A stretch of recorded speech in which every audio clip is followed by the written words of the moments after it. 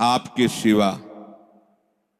तो जो जो आपने अपना मान रखा वो सब वो घसीट लेंगे, क्योंकि वो कर तुम अकर तुम मन था कर तुम सर्व समर्थ है। दो प्रकार से, या अंदर से विवेक से वैराग्य प्रकट करके, या बाहर से राग ही हटा लेंगे। वो जगह नहीं रखेंगे जिसे आप अपना कह रहे हो। तैयार रहना। और यदि वास्तविक हृदय से ऐसी बात आ जाए तो उसी समय वो महात्मा हो गया। उसी समय करो सद्य, सद्य माने तत्काल, क्षिप्रम भवति धर्मात्मा, उसी समय बहुत जल्दी वो महात्मा बन जाता है। कितना सुंदर सिद्धांत है। रहो न कबहू कतहू कछु मेरो अपनो काम। अब अपने लिए कोई कार्य नहीं रह गया है। अपने लिए कितना कार्य था कि संसार में कोई हमारा न रह जाए। लोग रोते हैं इस बात का कि हमें संसार में कोई प्यार नहीं करता, कोई अपना नहीं। तो यही तो सिद्धि है। आओ इधर, हमारे मार्ग में ये लाभ है कि कोई हमें प्यार न करे।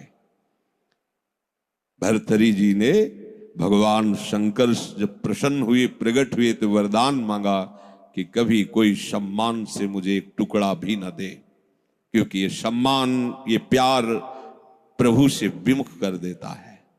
देखो हम जी तुम्हारे बिना जी नहीं सकते, तुम चले गए तो मेरा क्या होगा।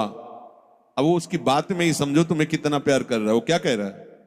तुम चले गए तो मेरा क्या होगा। ये प्यार है। क्या सोच रहा है वो? मेरा क्या होगा। बस पकड़ लो, कोई तुम्हारा नहीं।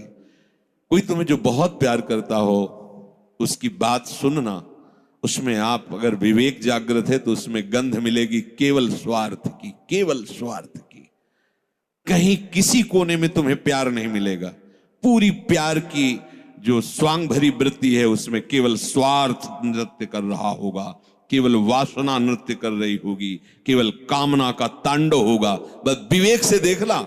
अगर विवेक नहीं तो सब फंसे हुए तो उसी में है। प्रभु कह रहे हैं कि जब साधक भगवद आश्रय नहीं लेता तो कहीं ना कहीं उसके हृदय में भोक्ता करता भाव बना रहता है, अहंकार के कारण। फिर वो विषयों का चिंतन करता है। बहुत ध्यान देने योग्य बात है। विषयों का भोग तो बाद की बात है, हमारी दुर्गति का प्रधान कारण विषय चिंतन है। इसीलिए भगवान ने कहा है कि जो मेरा चिंतन करता है निरंतर, उसके लिए मैं सुलभ हो जाता हूं।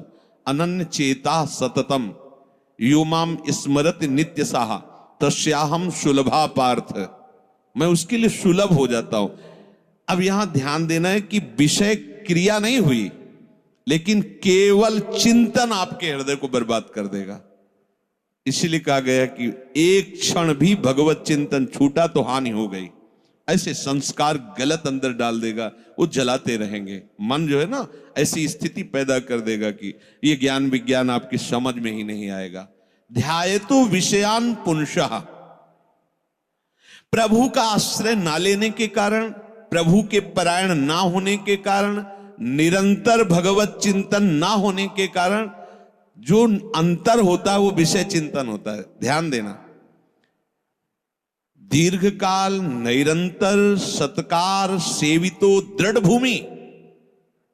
जब दीर्घकाल तक निरंतर भगवत चिंतन का अभ्यास किया जाता है तो दृढ़ भूमि वो इतना पक्का हो जाता है